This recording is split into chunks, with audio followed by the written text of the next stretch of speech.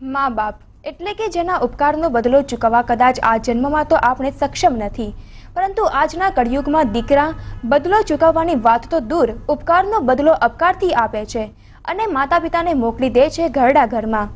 માટે જ દિન પ્રતિદિન ઘરડા ઘરની સંખ્યા પણ વધી રહી છે, પરંતુ કળિયુગમાં આજે શ્રવણ જીવે છે।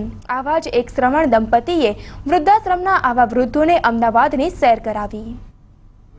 भले बीजू बधू माँ बाप ने भूलशो नहीं, अगणित छे उपकार एना घरड़ा घरनी अंदर रही चार दीवालनी वच्चे जीवन बीतावता जीवननी अंतिम संध्याए पहुंचेला आ वृद्धो આજે ખુશ છે।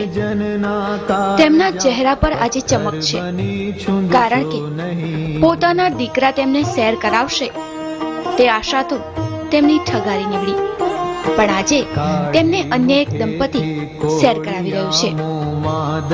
છુક ગાડીમાં બેઠેલા આ વૃદ્ધોએ કદાચ પોતાના જીવનકાળ દરમિયાન છુક ગાડીમાં બેસવાનું વિચાર્યું પણ નહીં હોય, કારણ કે તે તેમના બાળકોને છુક ગાડીમાં બેસાડવામાં વ્યસ્ત હતા।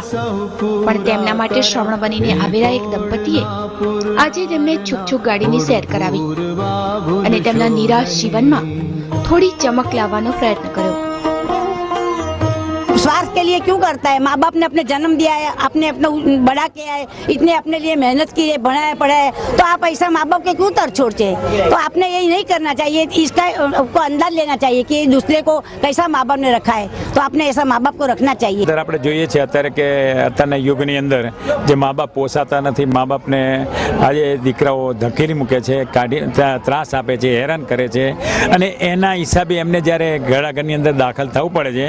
અને આજે બીજી સાઈડ આપણે એ જોઈએ છે કે જે આજે આપણે સામે અનુભવી રહ્યા છીએ કે જ્યારે આટલા બધા ઘરડાઓને આજે કાંકરિયાની અંદર અમે લાવ્યા છીએ।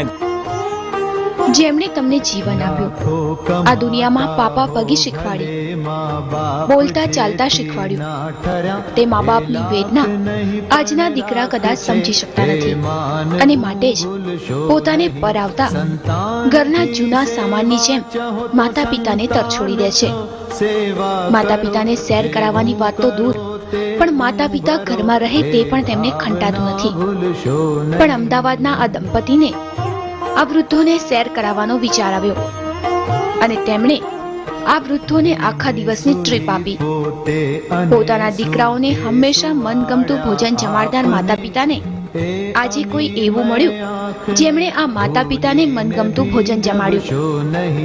बर्थडे सेलिब्रेट करते हैं फैमिली और फ्रेंड्स के साथ, तो हमेशा हम रहते ही हैं, पर इनके साथ आएंगे तो उनको भी अच्छा लगेगा, बिकॉज दे ऑलवेज वो अकेले होते हैं। तो इस तरीके से उन्होंने आइडिया दिया और फिर हमने डिसाइड किया कि आज पूरे दिन उनके साथ स्पेंड करेंगे। हमको बड़ा किया है, हमको इस काबिल बनाया कि हम लोग एक अच्छा कमा सके, हमारी लाइफ सेटल कर सके, लेकिन हम उन्हीं की लाइफ सेटल नहीं करते हैं। तो वैसे सन एंड डॉटर्स के लिए एक बहुत शर्मजनक चीज़ है कि उनको वो जिनकी वजह से हम लोग हैं उन्हीं को हम लोग सहारा नहीं देंगे। મંદિરોમાં પૂજા કરવાથી ભગવાન નથી મળતા, પણ ભગવાન ખુશ થાય છે ઘરમાં જ રહેલા માતૃદેવ અને પિતૃદેવને ખુશ રાખવાથી। અને માટે જ આ દંપતીએ મંદિરની યાત્રા કરવાને સ્થાને આ વૃદ્ધોને યાત્રા કરાવી અને આખો દિવસ તેમની સાથે સમય પસાર કર્યો।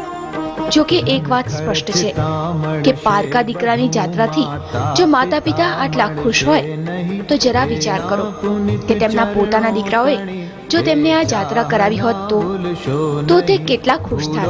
ભલે બીજું બધું મા બાપને ભૂલશો નહીં, અગણિત। ભદ્રેશ મિસ્ત્રી સાથે રિપોર્ટ TV9 અમદાવાદ।